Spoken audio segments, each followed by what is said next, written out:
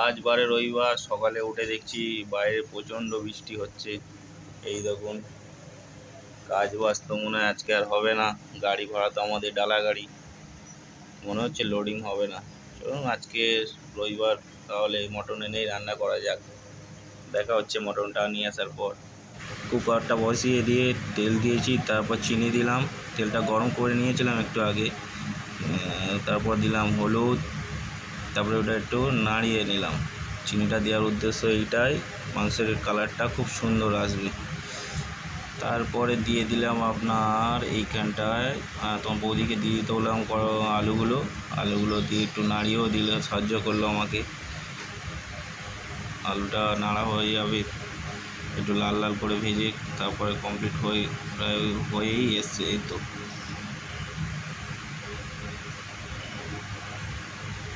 হয়ে এসছে প্রায়। দেখতে বললাম তোমার বৌদিকে, তো বৌদিকে নাড়িয়ে দেখে নিচ্ছে এখন আলুগুলো হয়েছে। তারপর দিয়ে দিলাম মশলা করা তেজপাতা, শুকনো লঙ্কা আর মাটনের মশলা। ওগুলো সব হাতের কাছে আমাকে বাড়িয়ে দিল দেওয়ার জন্য। দিয়ে একটু নাড়িয়ে দিলাম, কায়দা দেখালাম ওকে। তারপরে দিয়ে দেওয়াতে বললাম পেঁয়াজ দিয়ে দিলো। তারপরে ওই বললো দাঁড়াও আমি দিচ্ছি, তুমি হোল্ড করবে। ঠিক আছে, দিয়ে নাড়িয়ে একটু নিলাম।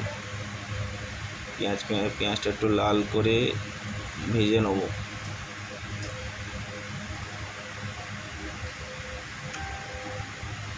লাল লাল মতো একটু হয়ে আসলেই ব্যাস, একটু নাড়িয়ে দেখে নিলাম যে ঠিকঠাক মতো হয়েছে কি না। তারপর দেখলাম প্রায় হয়ে এসছে, আর একটু নাড়িয়ে নিলাম। নাড়িয়ে আগের থেকে মাংস ম্যারিনেট করে রেখেছিলাম, ওটাকে দিয়ে দিতে বললাম তোমার বৌদিকে। তোমার বৌদি দিয়ে দিল। তো বললাম তুমি সরো আমি করে দেখে নিচ্ছি ঠিকঠাক হচ্ছে কি না। একটু নাড়িয়ে দেখে নিলাম।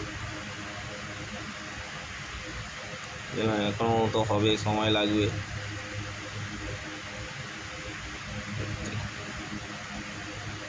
মাংসটা একটু কষিয়ে নিয়ে সানরাইসের গুঁড়ো লঙ্কা একটু দিয়ে দিলাম, দিয়ে একটু নাড়িয়ে নিলাম।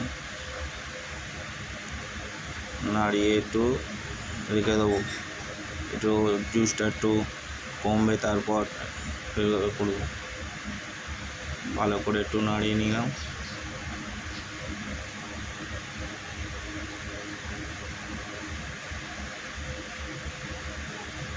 তারপরে সানরাইসের গরম মশলা একটু দিয়ে নাড়িয়ে দেবো। দিয়ে এটাকে একটু জল দিয়ে চাপা দেবো।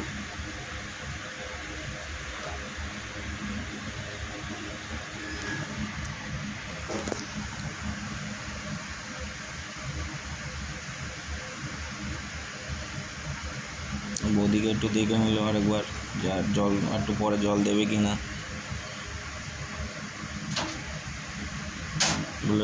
প্রায় হয়ে এসছে, কষে এবার একটু জল দিয়ে দেবে।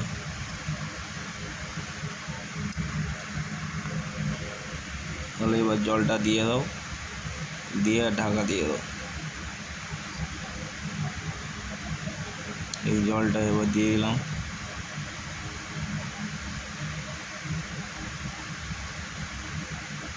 দিয়ে ঢাকা প্রেসার কুকারে দেবো। 4-5টা সিটি মারবো, তার মধ্যে আশা করি হয়ে যাবে। 4টে সিটি কমপ্লিট, তাই আমরা দেখতে চলে এলাম আমাদের মাংসের অবস্থাটা কী এখন। হয়ে গেছে। আবার সানরাইসের গরম মশলাটা দিয়ে দিলাম। সানরাইসের গরম মশলা দেওয়া হয়ে গেছে। এবার কিছুক্ষণ ঢেকে রাখবো, ঢেকে তারপরে খাওয়া হবে। আমাদের মাংস হয়ে গেছে কমপ্লিট। এবার সব আমরা খাওয়া দাওয়া করবো। এই দেখুন মাংস কত সুন্দর কালার এসছে। আপনারা অবশ্যই ট্রাই করবেন এরকম একবার ঘরে। দেখুন কালারটা দেখুন, পুরো যেন গোল্ডেন কালার, লাইট পড়েছে, তরকারি পুরো একদম গোল্ডেন। তার সঙ্গে স্যালাড বানিয়ে নিয়েছি, একটু মাংসের সঙ্গে স্যালাড হলে জমে যায়। এই দেখুন চর্বি, আর এই আমার ভাগের মাটন, ভাত দিয়ে খাওয়াবো এখন। এই দেখুন চর্বির পিস আমার ফেভারিট। সিনাও দিয়েছে। অবশ্যই আপনারা বলবেন, কমেন্ট করে জানাবেন রান্নাটা কেমন।